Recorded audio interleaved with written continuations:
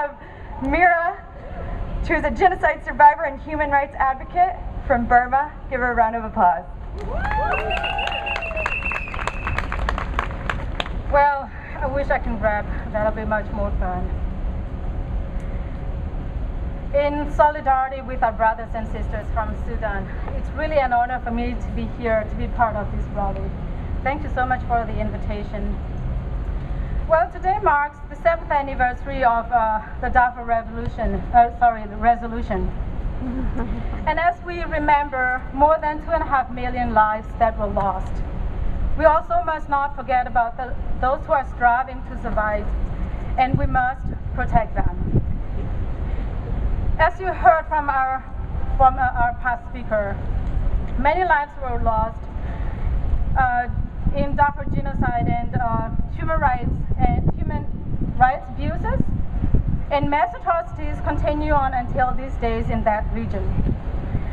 And the Janjaweed militia backed by the Sudanese government is responsible for the mass killing of the civilians. And in fact, in just the past few days, the government themselves bombed Namba Mountain just to get rid of all the civilians. Well, similarly, in Burma, where I came from, the Burmese government, the Burmese military regime, they allow and sometimes even command the armed forces to kill the civilians. And these two incidents happened more than 4,000 miles apart. But in both places, mass atrocities will continue going on if the US government does not put their words and their best intentions into action. In the ethnic areas of Burma, systematic rape and widespread human rights abuses are easily hidden from the eyes of the international community. And the civilians, people of Burma, have long been the victims of war crimes and crimes against humanity in Burma committed by the Burmese military regime. And even in the past few weeks, these troops brutally expand their control across the country. I was born in a small and a very remote village where human rights abuses happen on a regular basis and battles also happen on a regular basis. And I still remember when I was about 7 years old, one day I played with my friends as the rain fell. And all of a sudden I heard a lot of screaming, crying, people ran into different directions, there was a lot of commotion, and I realized my village was attacked by the Burmese armies. And the army started shooting at every direction. And I was thankful that my family found me before I got shot and we started fleeing for lives. We had nowhere to go but to run into a deep jungle, and there was no shelter, and it was raining season. And I remember all I had was a plastic tarp.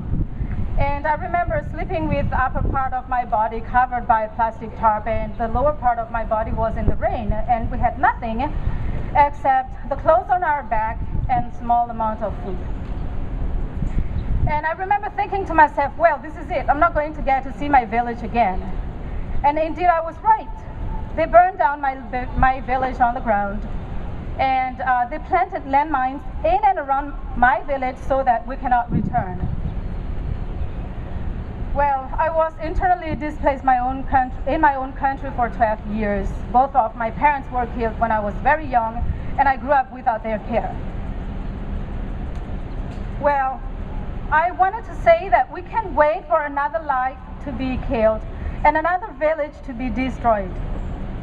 Now is the time to bring these attacks to an end, and partly by building up international outcry necessary against these brutal military regimes.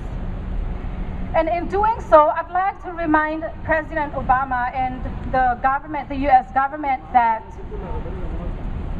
the sooner is the better for these people.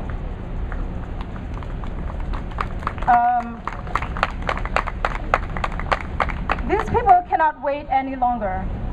And the protection of civilians unattainable as indiscriminate attacks of humanitarian access, widespread human rights abuses, systematic rape, extrajudicial killing, and torture continue in both Sudan and in Burma.